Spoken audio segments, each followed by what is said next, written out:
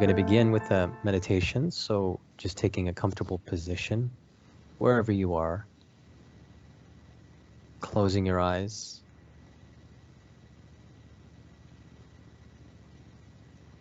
and taking one deep, nourishing breath in,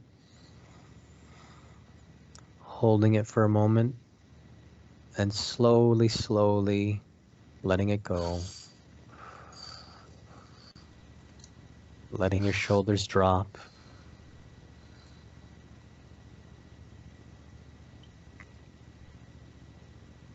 and letting the chair or whatever is holding up your body do the work of supporting your body. Letting your feet fully contact the ground.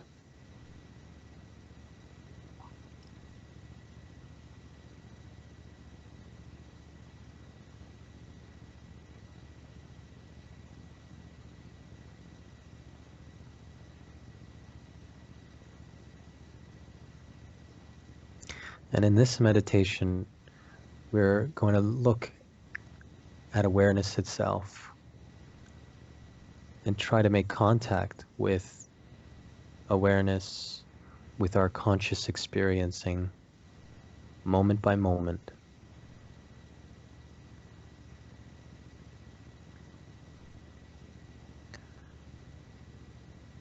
Really attending to the silences.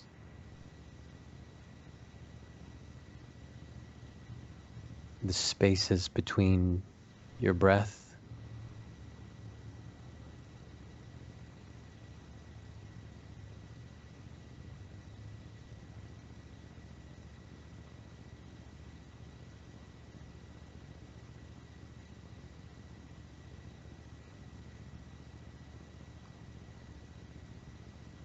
and allowing your body to absorb the silent moments, not trying or striving, just softening and relaxing.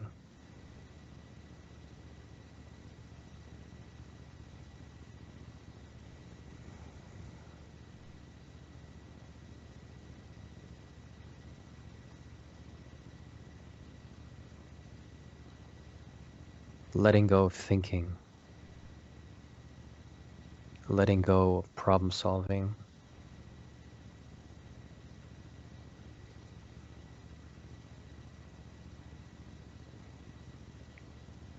releasing the debates of your mind,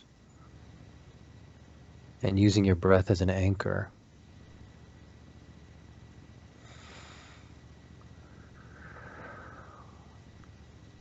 And finding peace in the exhalations, slowly releasing tensions and attachments.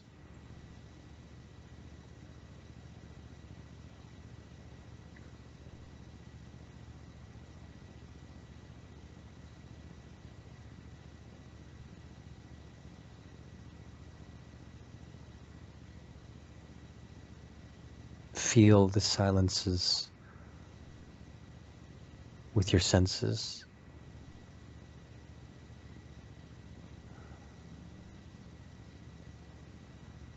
The spaces between breaths and the spaces between heartbeats.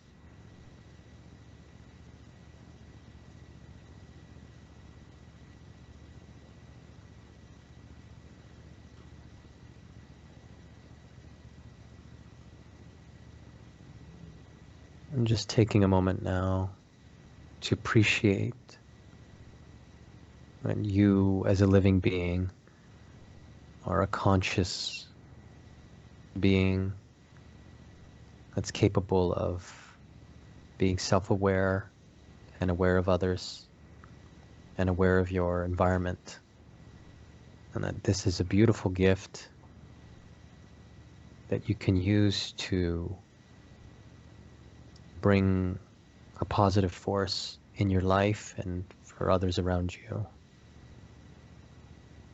And just appreciating that you've taken some time out of your day to connect to this energy, to this state, knowing that you can return to this at any time.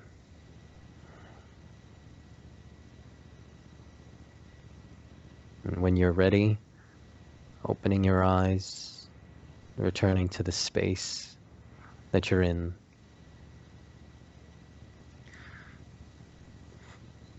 Thank you, Tim. That was beautiful.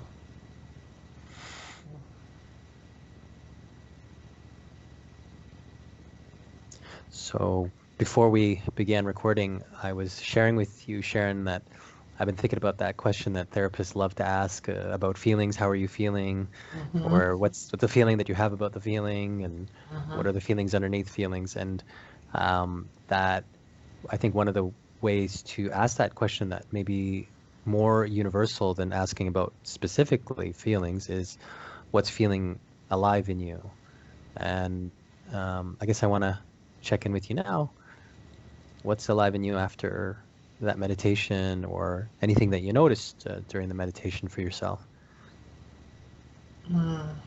Just an appreciation of taking the time out, to be quiet, and appreciation of your pacing. It's very good, really allowing for time to focus on sensations and space. So my thought also, this wasn't a feeling, but my thought also was that Virginia used to talk about the space between. And I never really understood what she was talking about, honoring the space between. Um, but I think maybe it has to do with it. That is the spirit, the self, separate from our parts, that has higher wisdom, higher capacity for love and acceptance and compassion. Um, Hmm. I'm not Mhm. sure. Yeah, I think, well, the topic that we were going to focus on today is evolving consciousness Mm-hmm. through congruence. Mm-hmm. Um, and there's a lot to unpack there, but I think Yes, it to the is. point that you're making about what is the space between things.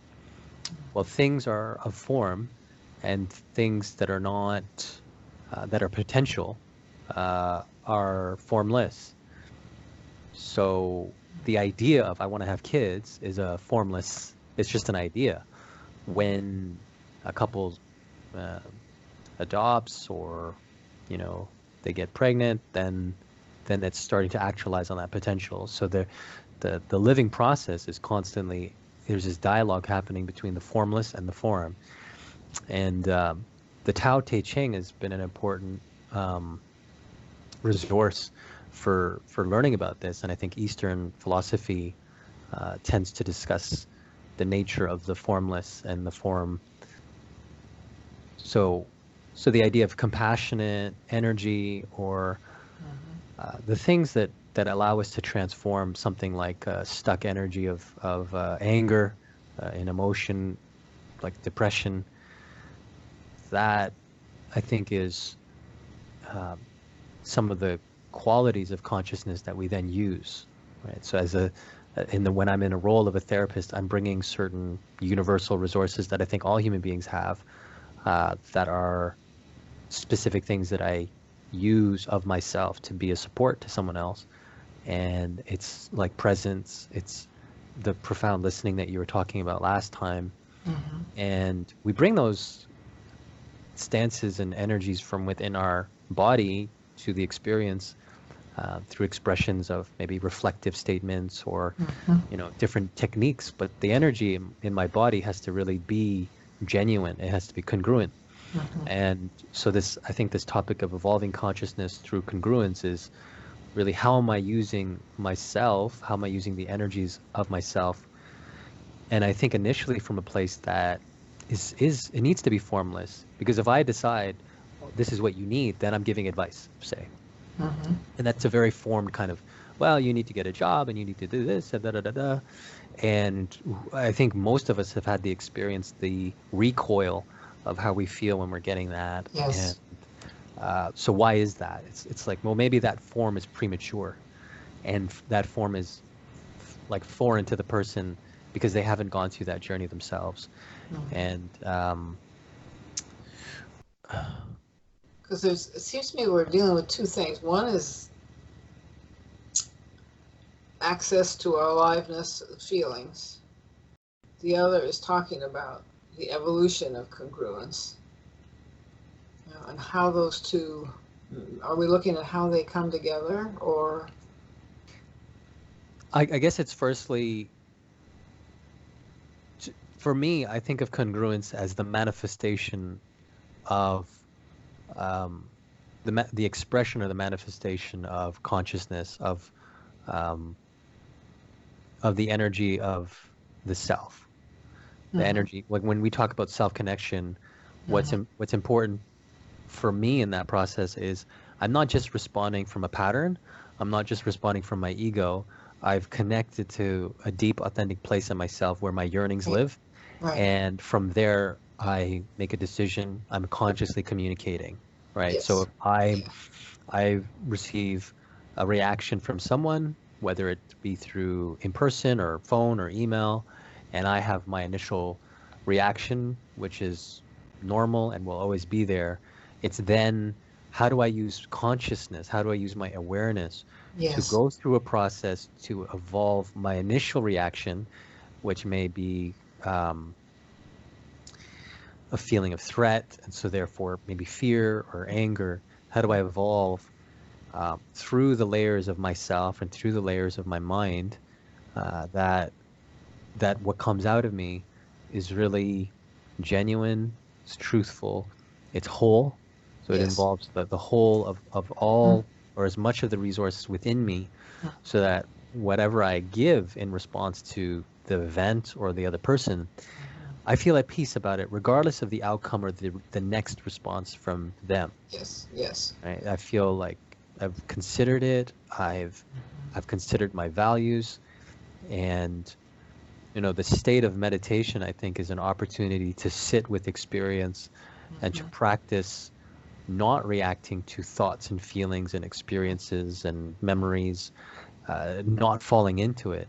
mhm. And so that's the awareness part.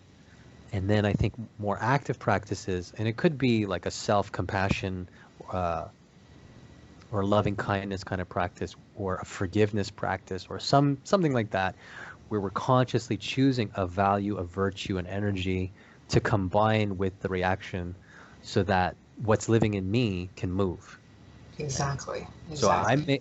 I may be stuck in something, but if I own, I am constantly creating my experience, even but not in control of the event, the external event or other Mhm. people.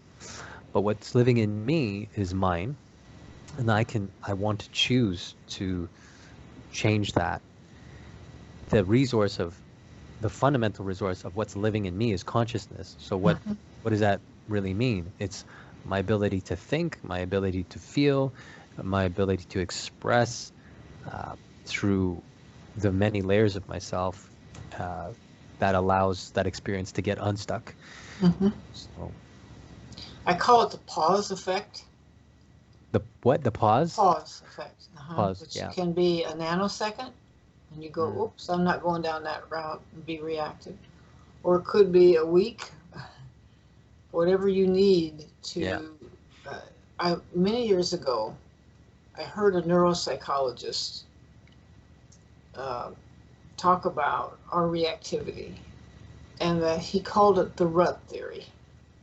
You used the word stuck, and that is that this is my picture, is that if we have been behaving a certain way, been reactive to certain things for a long time, the brain has got this kind of like a fast track inside that goes, whoop, that's the way I'm going to be. And that it takes, like you said so beautifully, a consciousness to go, oh, I'm not going to go that route anymore. I'm going to pause, come into my prefrontal cortex where I can think. I'm Hmm. not going to be in the reactive mammalian part of my brain, and I'm going to reflect. I may need to talk to other people. I may need to get support. Uh, but I want to begin to get out of that rut. And my picture of getting out of the rut is the less and less you go into that old pattern, the less embedded the pattern gets, the neural pathways get in the brain. And so eventually you've got a new pathway, but it's not an overnight by any stretch. Mm-hmm. Mm-hmm. So in terms of awareness, in terms of bringing consciousness to ourself, maybe one of the things that might be helpful to talk about is how do you know when you're in a pattern? How do you know when you're in a rut?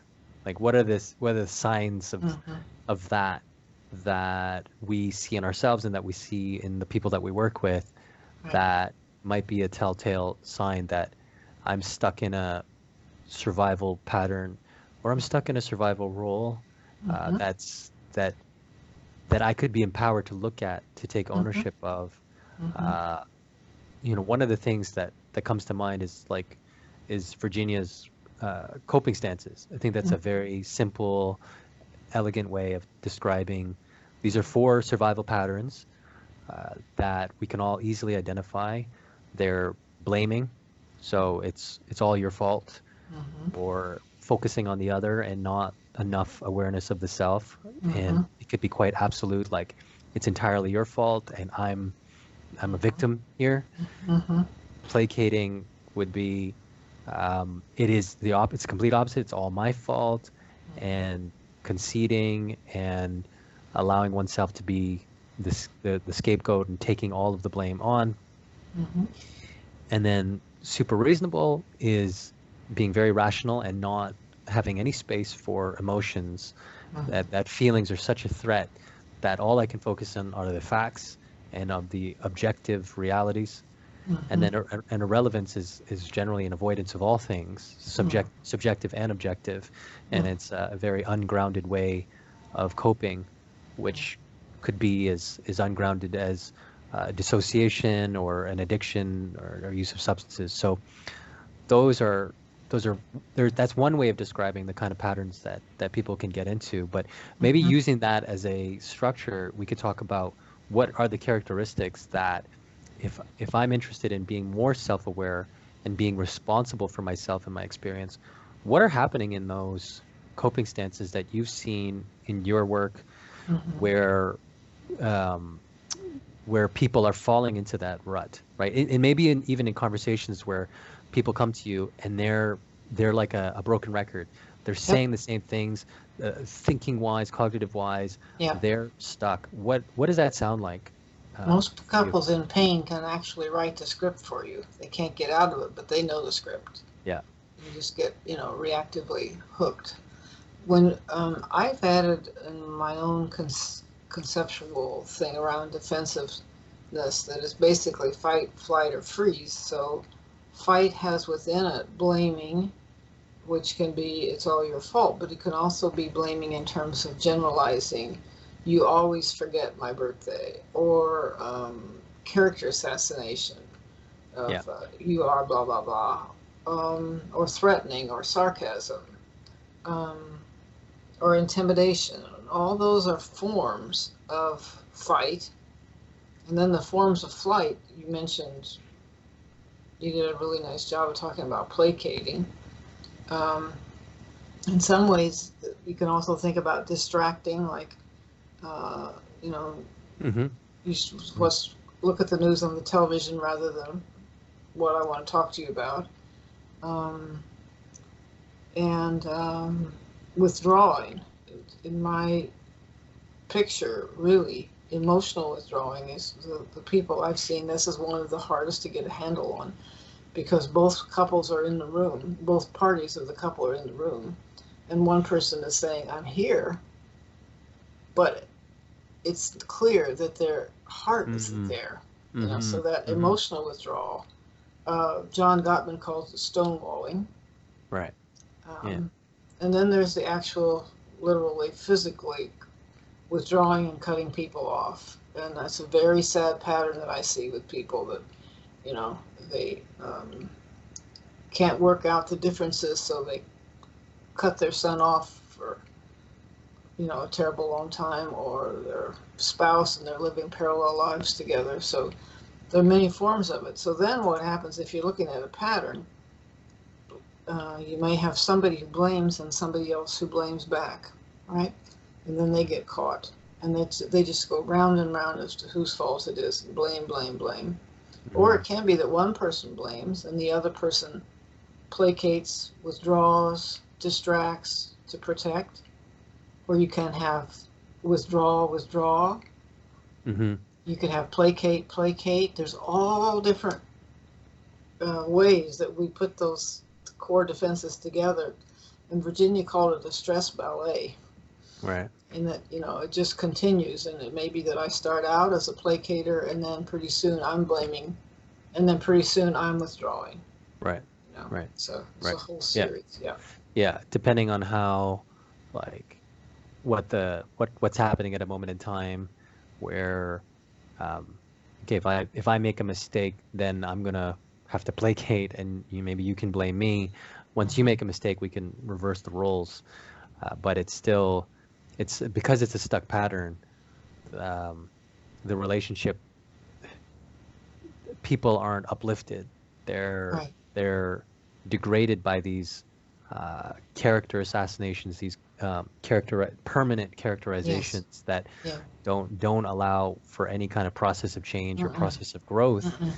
And so there's something about consciousness that I want to talk about, because it's two things. It's an inner dialogical process, but then it's also a relational dialogue that has to happen too.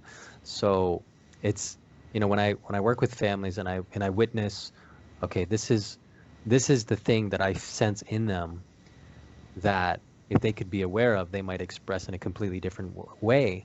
So that the lack of self-awareness makes it come out in a form that's very limited. So just blame. Yes. I'm completely focused on you. Yeah. But to get to the vulnerability of actually what I'm experiencing is when you do that, when you make a decision on my behalf without consulting me, I feel really undermined and I feel helpless and I feel very hurt and I feel like I'm losing my independence, and that the full expression of that then becomes information in the space between the two people to really problem solve from a powerful place, rather than these thin descriptions of this is who you are, and everything gets fixed, and really there's no process to be engaged. It's like the judgment's been made, so there's nothing to do. And I think so that can happen certainly in relationships, but it can certainly happen within our own judgment of ourselves, the sense of a toxic shame that makes us rigid in our own thinking. So this process of congruent communication that I know Virginia talked a lot about, of supporting people to get past the labels, is I think is really one of the most important things that we could be sharing or supporting people around. Absolutely. So I had a phrase pop into my head, Tim. It's all about processing the perception between each other, because that's where we get into trouble. Yeah. And people who live together, even more so, because they're pretty sure they already know what the other person means. Yeah. And not checking that out really causes a lot of pain. Yeah. Nice. My dear friend Steve Buckby says there's nothing so simple it can't be misunderstood. I like that. It's very true. Yeah. In order to check out the perceptions between each other, we have to decide that one person's going to go first. Yes. Because we can't do it simultaneously, and so that's where a lot of fighting starts to happen, because I'm insisting that I need to be understood. So, so here's a very concrete question for you: who gets to go first? How do you decide, between two people that are hurt by a single event? Who gets to go first in sharing their perspective? There's a whole thing of how to listen that we could get into, and but even in terms of the sequence of, all right, like, we're obviously on different ends of how we experience what just happened, and we're in a conflict. Mm-hmm. Um, and if they can both agree, hey, one of us has to listen because we can't both be heard at the same time. Um, yeah, what? So it begs the I question. can't imagine that there are that many couples that be evolved to be able to say, okay, we need to listen to each other. I think, Well, you know, yeah, more would be like the person who has a consciousness of, oops, I just, just went into that reactive place, and shifts their energy. hmm Because even if you say, I want to hear what meaning you're giving to this, because I'm taking it a very different way. If your tone is still blaming, yeah, yeah, it's not going to work, So it's that ultimately it's always about the energy, I think, hmm hmm and the curiosity. If you can get out of your own ego and defense that I know I'm right here, and be in a curious place, because curious place is in the self. It's a higher. It's not judgmental. It's mm, open. yeah. Well, one of the things that you said in terms of getting out of your ego and not needing to be right, that is very difficult. That's difficult for me, and I know it's difficult for a lot of people because, Everybody, I man, think. I need to be right. I am certain that I'm right. Um, and and then so if I'm starting from that premise, it's it's well, it's important that that's the fight energy. It's important that I demonstrate to you that you're wrong and Yes. that I have to win the argument. Win. Uh, so to get out of that, I guess how can we how do we release that frame, that sort of stuck energy of needing to be right, so that we can start to share what's going on um, within ourselves.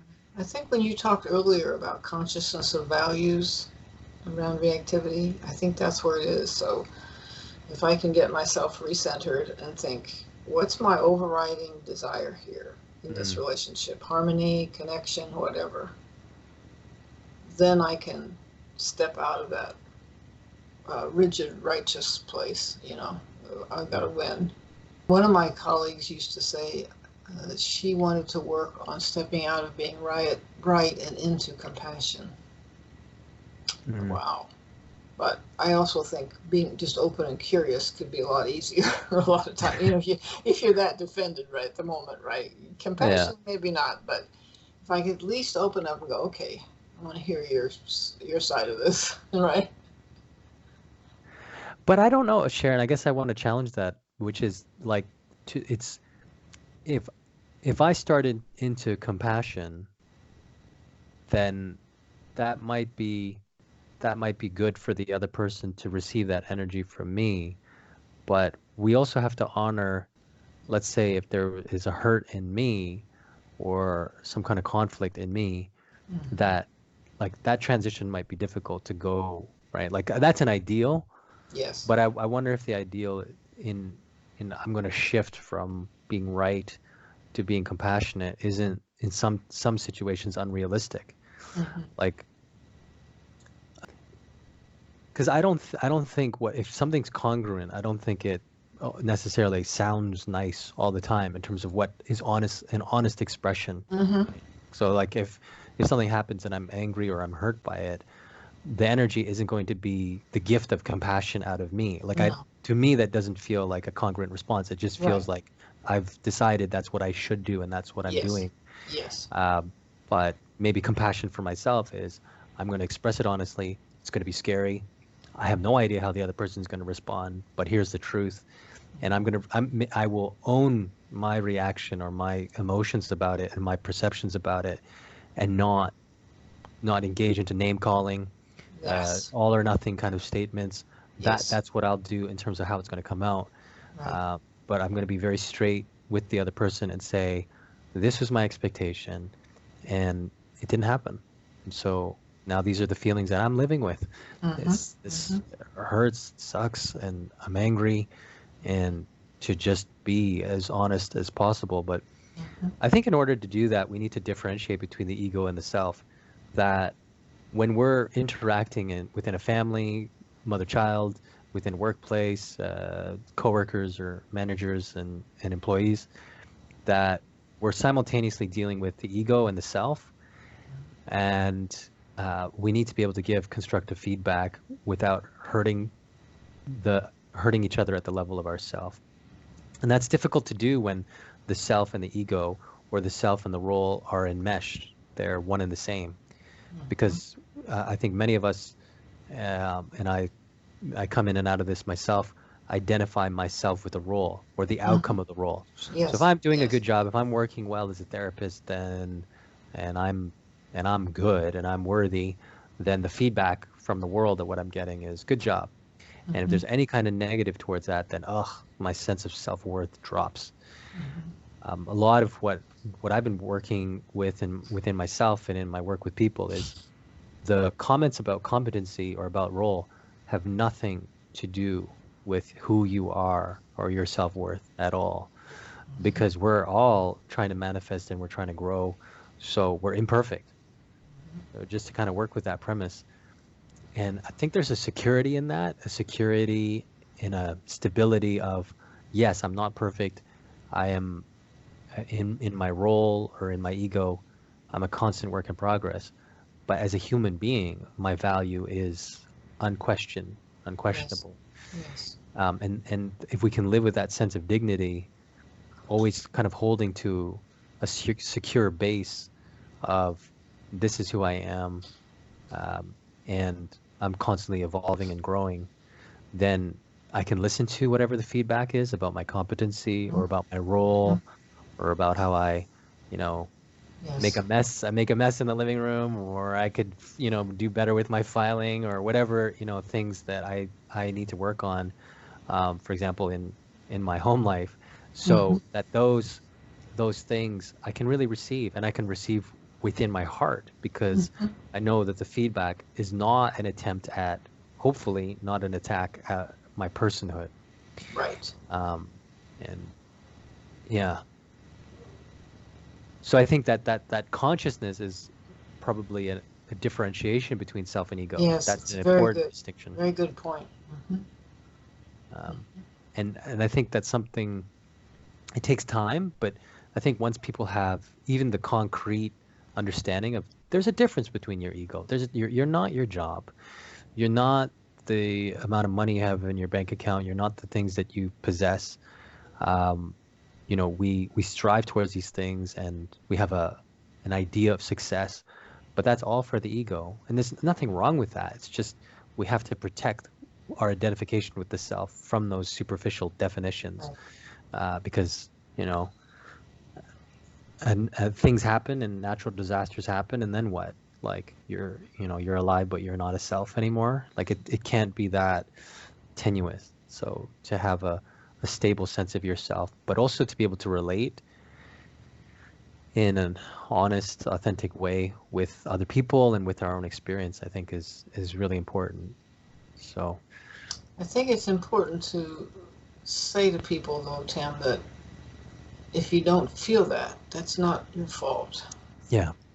Yeah.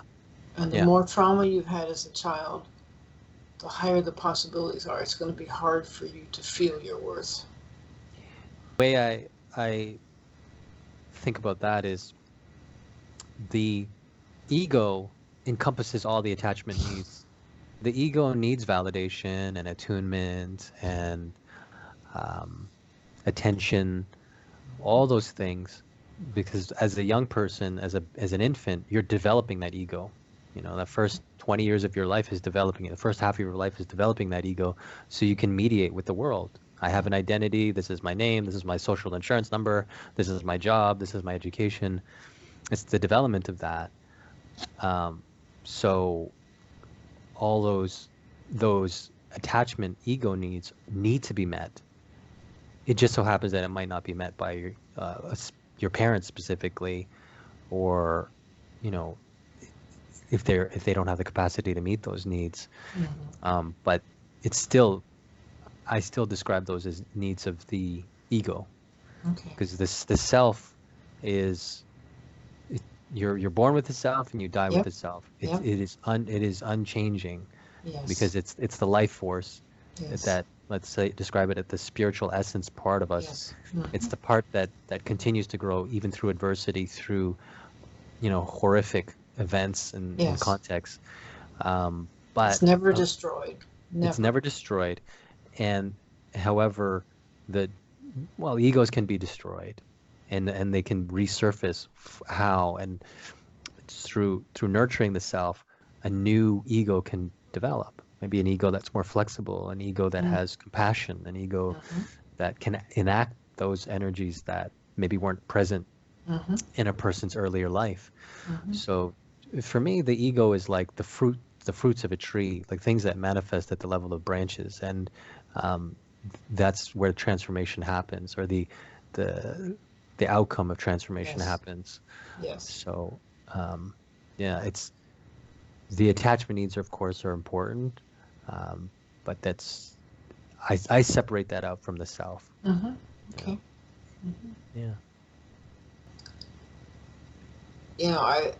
I think it's a lifelong process. That's why I like the fact that we're talking about the evolution, because it's just you realize more and more, whatever your, as Virginia would say, favorite defense is, uh, how much that's embedded in your life.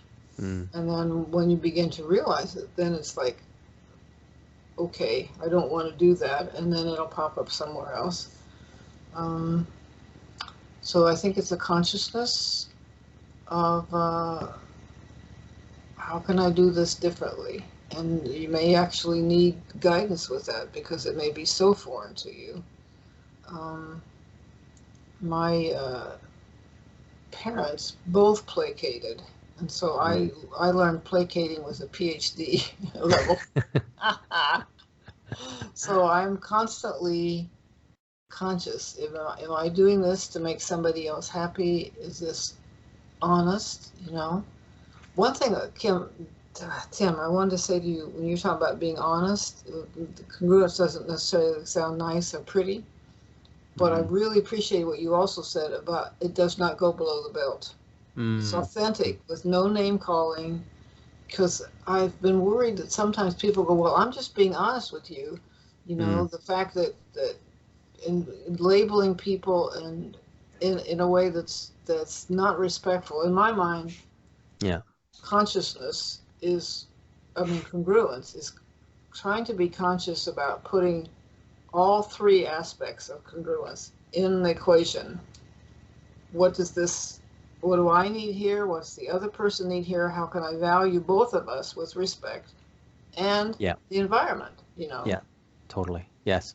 And Yeah. I think the way that I um, think about that is whatever message that I want to give to someone else, I want to uphold the dignity of the self in that other person, even though the form, I may disagree with their ego, Yes. I may Yes. disagree with their behavior, I may Yes. disagree with every aspect of their inner iceberg of Mm-hmm. what they're living with. Mm-hmm. I disagree with, but if I can speak to that place and I'm reaching for the positive intention behind whatever they're doing, Mm-hmm. whatever is underneath, and sometimes it requires a lot of digging, Yep. uh, then I'm bringing consciousness. I'm bringing the congruence, which is a balancing Mm-hmm. between myself, other, and the environment and the context. Mm-hmm. So that's a continual work because when I the last agency job that I worked before I went into private practice, I was working on programming for social groups, social competence groups, and I created this picture, and it was the hardest thing to do ever, and I made it an acronym. And what's the hardest thing to do ever? And so I'd ask the kids, what do you think the hardest thing to do ever is? And they'd say, I don't know, like traveling to the moon, or you know, hiking through the Gobi Desert, or whatever they could think of.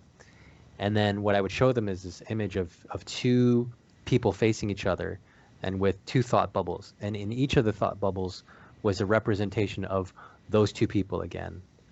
And and the general schematic of it was the brain and the heart.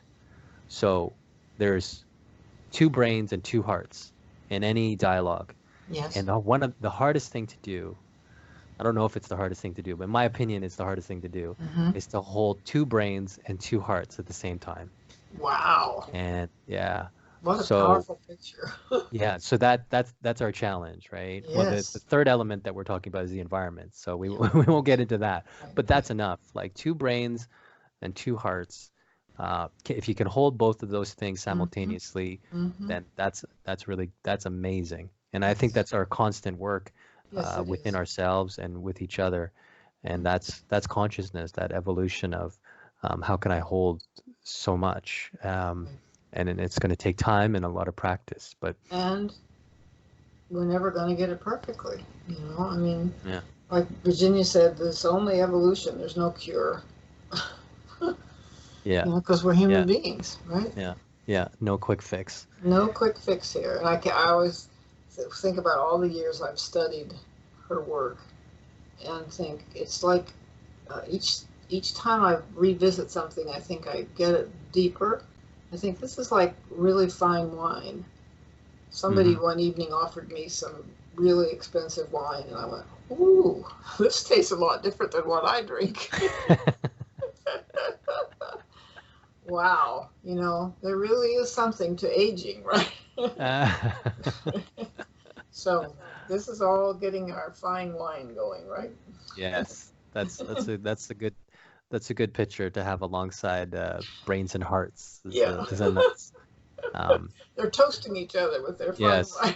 that's right. I think if there's something to celebrate when two people, celebrating when we can really connect. Yes, if I'm holding myself and my heart in relationship to you, then I'm really meeting you. And I know that's something that Virginia emphasized a lot is how she met people and made contact with people. yes, yes.